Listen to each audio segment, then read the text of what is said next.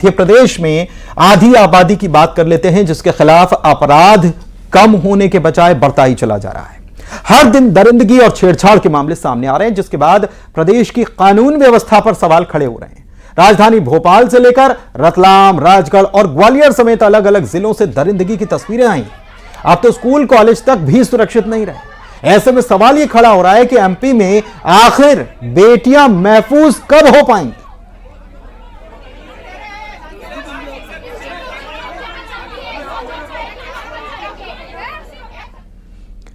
तो एमपी के स्कूलों में छेड़छाड़ की घटनाएं कम नहीं हो रही बल्कि बढ़ती जा रही हैं। ताजा मामला रतलाम से सामने आया, जहां पर स्कूल में 6 साल की बच्ची के साथ छेड़छाड़ का मामला आ गया।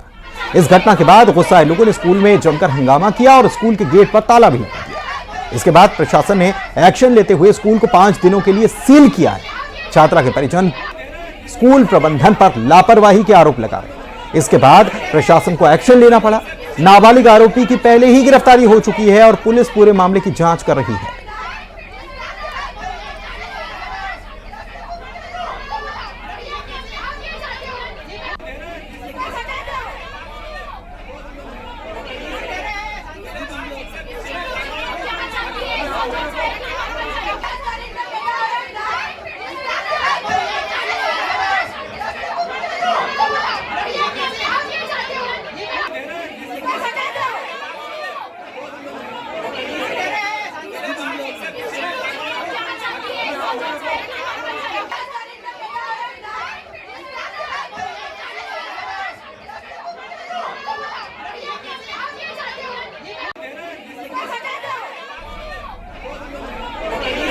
तो ये बहुत हैरान कर देने वाली घटनाएं और मध्य प्रदेश में जो है ये मामले थमने का बिल्कुल नाम नहीं ले रहे हैं। लगातार एक के बाद एक घटनाएं सामने आ रही हैं और इससे सवाल खड़े हो रहे हैं कि मध्य प्रदेश में बेटियां सुरक्षित कहां हैं आखिर। हमारे साथ हमारे संवाददाता जुड़े हुए हैं, वासु चौरे भोपाल से लाइव जुड़े हुए हैं, सुशील कौशिक ग्वालियर से जुड़े हुए हैं और सुधीर हमारे सहयोगी रतलाम से जुड़े हुए हैं। सीधे उन्हीं के पास चलते हैं और सबसे पहले रतलाम की चूंकि बात हो रही है तो सबसे पहले सुधीर से जानते हैं। सुधीर, बहुत हैरान करने वाला मामला, छोटे छोटे बच्चे और 6 साल की बच्ची के साथ इस प्रकार की हरकत करना, और इसमें भी बच्चे का ही नाम शामिल आ रहा है, नाम बताया जा रहा है कि छोटा, वो भी छोटा बच्चा है, नाबालिग ही है। ये ऐसी घटनाएं जो हैं ये थमने का नाम क्यों नहीं ले रही? इस मामले में क्या अपडेट है आपके पास? देखिए, बेहद शर्मनाक ये पूरा मामला सामने आया है। कल रात में इसमें एफआईआर हुई थी और आज जो है बड़े संख्या में जो है अभिभावक पहुंचे थे, नाराज थे इसी बात को लेके कि उनकी जो बच्चियां हैं, जो बच्चे उनके स्कूल में पढ़ रहे हैं, उनकी सिक्योरिटी अश्योर हो। लेकिन जो स्कूल प्रबंधन था वो जवाब देने के लिए कतई तैयार नहीं था। 2 टूक जवाब देके उसने जो नाराज परिजन थे उनको रवाना कर दिया, जिसके बाद परिजन भड़क गए और जमकर आज हंगामा हुआ। हंगामे के बाद जिला प्रशासन ने स्कूल को 5 दिनों के लिए सील कर दिया कि जब स्कूल में सुरक्षा के माकूल इंतजाम हो जाएंगे उसके बाद स्कूल शुरू किया जाएगा। कुछ पेरेंट्स मेरे साथ हैं, उनसे चर्चा कर लेते हैं। सर, आज का जो पूरा घटनाक्रम हुआ आपने बड़े करीब से देखा, क्या कहना चाहेंगे? स्कूलों में आप अपने बच्चों को कितना सुरक्षित मानते हैं रतलाम शहर के? रतलाम शहर में इसके पहले भी बहुत सारी घटनाएं हुई हैं। घर से जब बच्ची निकलती है तो माँ बाप को तनाव रहता है जब तक घर पर नहीं आ जाए। आज शासन भी इस मामले में सतर्क नहीं है, समय समय पर अपनी औपचारिकता पूरी कर लेता है स्कूलों के मामले में और वापस वही पूरा प्रोसेस हो जाता है। थोड़े दिनों बाद वापस से वही घटनाएं सुनने में आ जाती है।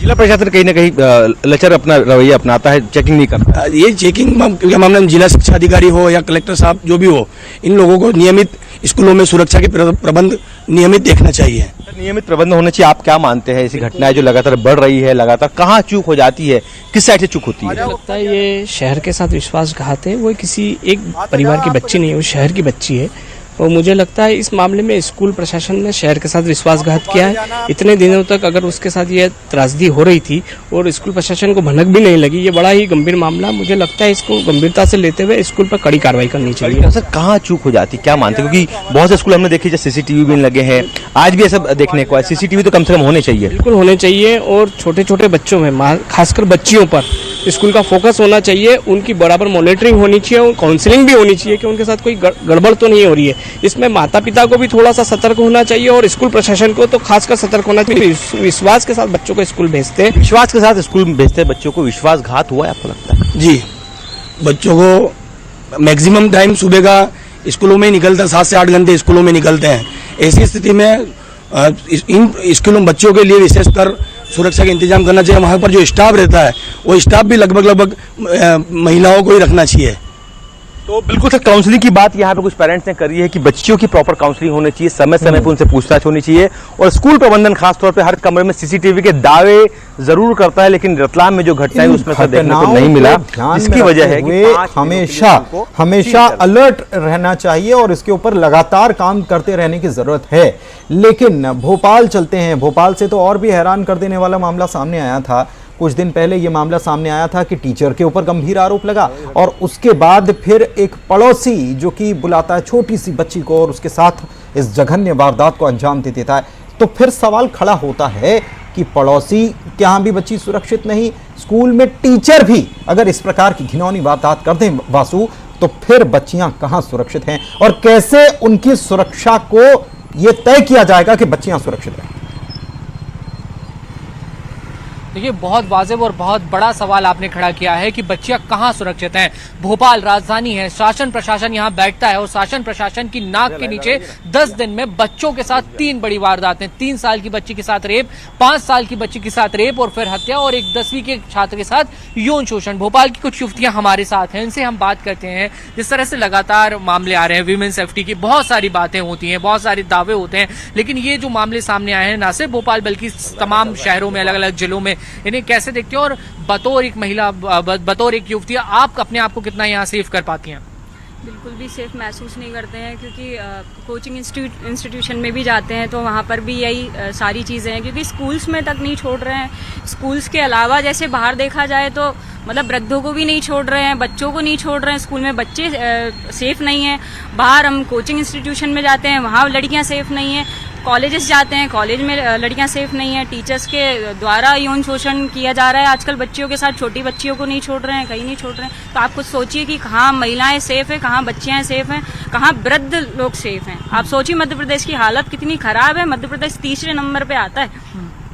बिल्कुल, देखिए, रेप के मामले में इशारा कर रही थी, तीसरे नंबर पे आता है, और मजबूत कानून व्यवस्था की जरूरत महसूस होती है आप?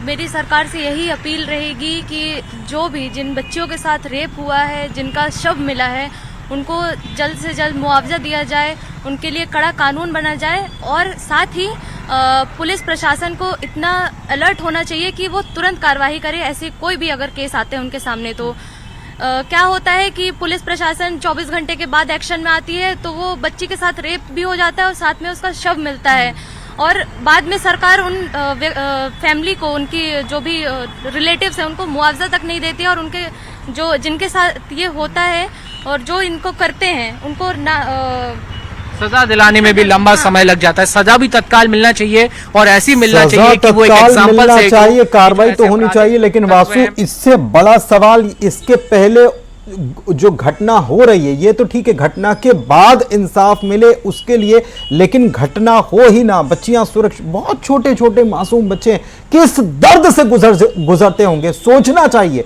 सबको सोचना चाहिए। सुशील के पास चलते हैं। ग्वालियर से भी ऐसी घटनाएं एक नहीं कई बार सुशील हमने इन घटनाओं पर चर्चा की है, और सबसे बड़ा सवाल यही है कि बच्चियों को सुरक्षित किया कैसे जाएगा।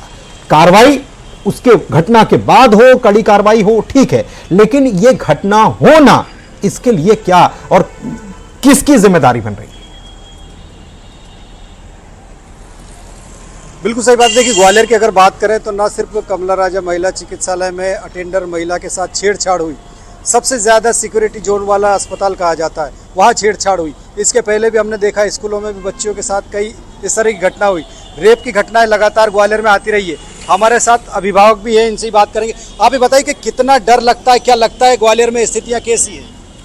पिछले 2-3 वर्षों में दुष्कर्म और दुष्कृत्य दोनों की घटनाएं बढ़ी हुई हैं, और मध्य प्रदेश शासन इस पर अपनी लगाम कसने में नाकाम रहा है। आज का जो परिवेश देखा जाए, अधिकतर घटनाएं या तो कोई आपस का रिश्तेदार होता है, या स्कूल का होता है, या अड़ोसी पड़ोस होता है। इसके अलावा 10% ऐसे लोग हैं जो बाहरी लोग होते हैं, बाकी घटनाएं अपने क्षेत्र में होती रहती है।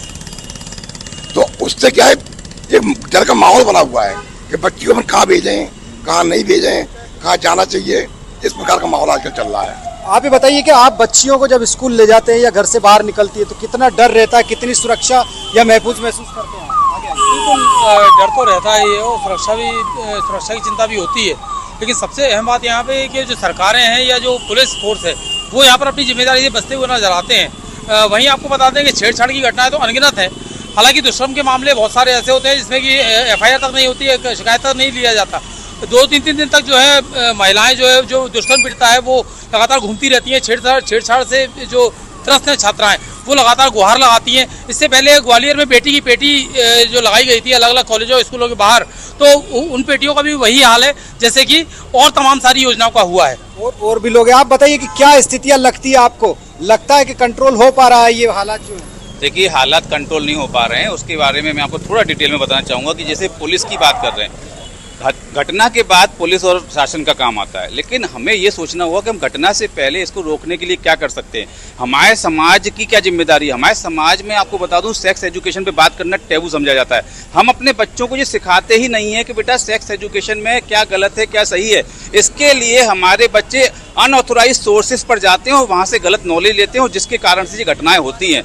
हमको अपने समाज का परिदृश्य बदलना पड़ेगा। समाज में खुलकर सेक्स एजुकेशन पे बात करनी पड़ेगी। अपने बच्चों को सही गलत का ज्ञान देना पड़ेगा।